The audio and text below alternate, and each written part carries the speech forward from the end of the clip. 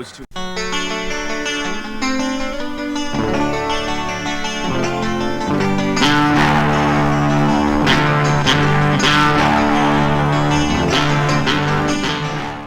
England may be a matriarchy, but some strings of power are firmly controlled by gray-haired men. When Diana married Prince Charles, she became the second most powerful female in the land on paper, but in reality never understood her primary role was his breeding machine and little else. After Diana realized Charles had no intention of dumping his girlfriend, she was hoodwinked into a BBC interview where she complained about the marriage being too crowded. As a result, the Queen sent letters to them both requesting a quick divorce. Prince Philip played the bad cop and warned Diana her titles could be taken away if she behaved badly. Diana replied her titles were older than his. Diana had been attached to over 100 charities, but quit all but 6. She wanted to use her influence to build a better world and had identified banning landmines as her primary cause. This raised hackles because Honeywell, Lockheed Martin, Raytheon, Texas Instruments, and Rockwell were all making billions manufacturing mines. She was commanded to stop mucking about in affairs you know nothing about. And at that moment, Diana became an official loose cannon in the files of Her Majesty's Secret Service. Diana's second son's passing resemblance to dashing cavalry officer James Hewitt, with whom Diana later had an affair after Harry was born, became grist for the gossip mills, although in truth Harry looks very much like a Mountbatten. This campaign was likely planted as a misdirection. There are also some suspicious books salted with disinfo that claim Diana was murdered. These contaminated books only make it easier to swat down any accusations SAS was involved. Since Harry was caught smoking pot at age 17, one wonders if he'll be the one to take up his mother's cause of ending the hoodwink, manipulating religion to manifest war for profit. Soon after her death, her efforts to ban landmines came to fruition as 40 nations, including the United Kingdom, signed a treaty banning the devices. However, the US, China, and Russia all declined. In February 1997, Diana's friend, Simone Simmons, had been with her when she received a telephone call, allegedly from Nicholas Soames, the Minister of Armed Forces and longtime friend of Prince Charles.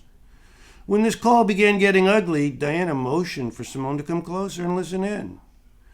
"You never know when an accident is going to happen," said the voice. At the inquest, Soames denied making the call. Speaking of which, Diana was certainly not murdered because of her anti-landmine campaign, simply because of the speed with which the campaign moved forward after her demise, reminding me of the speed with which the civil rights movement moved forward after JFK's murder by the CIA. Diana was more likely killed because she was about to marry a Muslim and have his baby. But even more threatening, this Muslim was a talented and successful film producer who planned to move to Hollywood and open his own studio. The happy couple had already picked out a Malibu beach estate. Dodi Fayed had an interesting pedigree. His father was a billionaire businessman, while his mother was sister to octopus bagman Adnan Khashoggi, who had profiteered greatly off arms dealing and also from his Iran-Contra cocaine connections. For his first major film, Fayed had chosen Chariots of Fire, the story of a Jewish athlete who overcomes racism to become a British hero. The film's success cemented Fayed as a serious player. But Diana and Dodi never made it to Malibu. The designated patsies in this saga are the driver of the death car and the paparazzi, and most of the world has swallowed the cover story.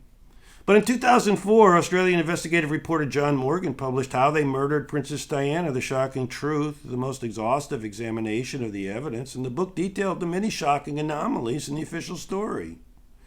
Interest in Diana is growing thanks to the British miniseries The Crown, which paints Prince Charles as an unrepentant bully who was incensed by his mother's refusal to allow him to marry his lover Camilla and who flaunted the affair to humiliate Diana. It appears Queen and company became agitated by Diana's growing popularity. Strange indeed, Harry would marry a B-list Hollywood actress and move to Los Angeles to produce films, carrying on the disrupted legacy of his mother. As soon as Meghan and Harry began getting more popular than William and Catherine, attempts were made to curtail their fame by any means necessary.